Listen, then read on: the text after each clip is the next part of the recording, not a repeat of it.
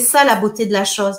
Donc moi, ma fierté, c'est quand je fais venir mes travailleurs temporaires ici, qu'après j'ai des nouvelles, qu'on arrive à la résidence permanente, même la citoyenneté, au bout de quelques années, je fais waouh. Et quand je vois les enfants qui grandissent, d'autres qui naissent, d'autres qui se mettent en couple, c'est merveilleux. C'est merveilleux parce que, et en plus en région, et là je me dis Céline, franchement, c'est à chaque fois une bénédiction de plus qui arrive, qui arrive, qui arrive pour la société. Et puis moi, je veux qu'on paye ma retraite. Donc moi, je vais bientôt retraiter. Alors, je veux qu'il y ait assez de monde qui paye ma retraite ici aussi. Donc, je travaille pour inverser la courbe de la natalité. Voilà.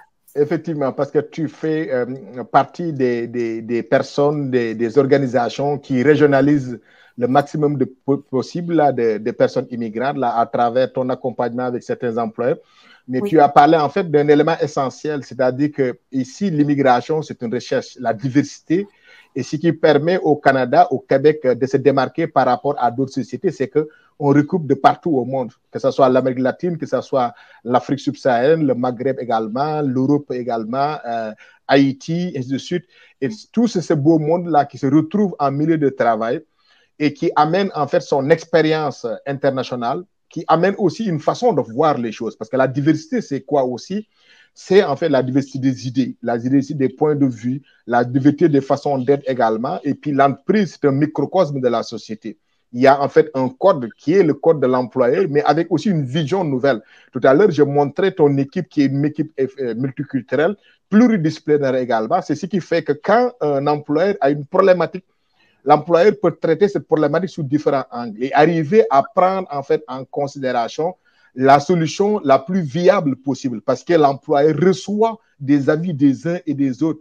Et c'est pourquoi aussi, quand ils veulent exporter à l'international, ils connaissent en fait la culture de ces pays d'origine et tout. Parce que ce sont des employés qui sont sur place qui leur permettent de faire ce transfert. Et on est dans un monde globalisé où véritablement une circulation des talents, pas seulement de fuite de cerveau, mais circulation de talents parce que les gens vont aller voir là où ils pensent que leur avenir est assuré, là qu'ils pensent aussi que leurs enfants.